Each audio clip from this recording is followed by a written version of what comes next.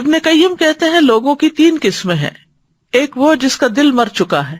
یہ وہ شخص ہے کہ اس کا کوئی دل ہی نہیں، اس آدمی کے حق میں آیت نصیحت نہیں بنتی. یعنی جس کا دل مر چکا ہو وہ قرآن سے نصیحت نہیں لیتا. دوسرا وہ شخص جس کا دل زندہ اور اہلیت رکھنے والا ہوتا ہے، لیکن وہ تلاوت والی آیات کو کان لگا کے نہیں سنتا، بس ایسے پیسیو لسننگ ہوتی ہے، ایکٹیولی نہیں سنتا، جن کے ذریعے اللہ ان نشانیوں کے بارے میں خبر دیتے ہیں جو دکھائی دینے والی ہیں.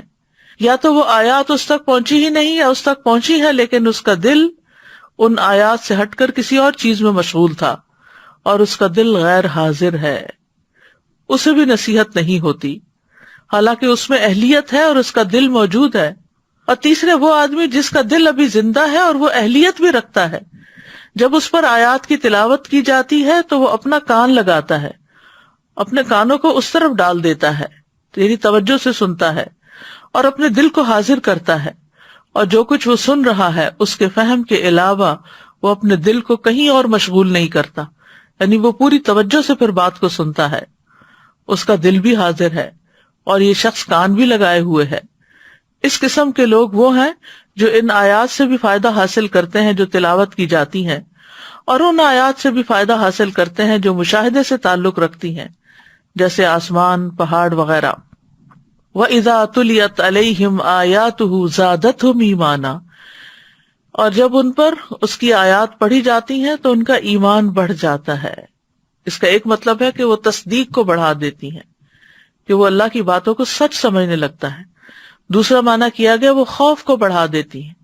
یعنی ایمان بڑھتا ہے تو ان کی خشیت بھی اتنی ہی بڑھتی ہے. تو یاد رکھیے کہ قرآن میں غور و فکر کرنے سے ایمان بڑھتا ہے، اور جب ایمان بڑھتا ہے تو پھر انسان کے اندر خشیت بھی بڑھتی ہے.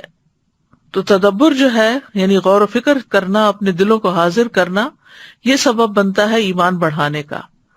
کیونکہ تدبر دل کے اعمال میں سے ہے،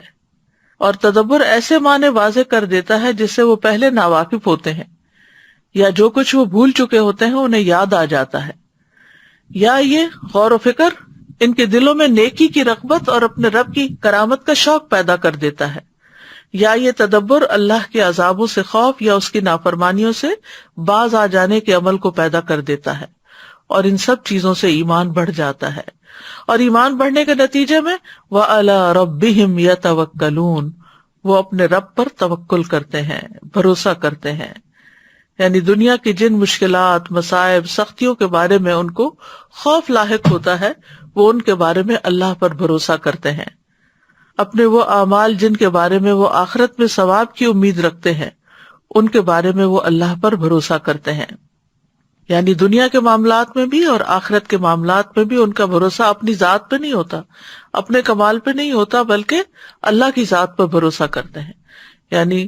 دنیا اور آخرت کے فائدوں کے حصول یا نقصانات سے بچنے کے لیے یا نقصانات کو دور کرنے کے لیے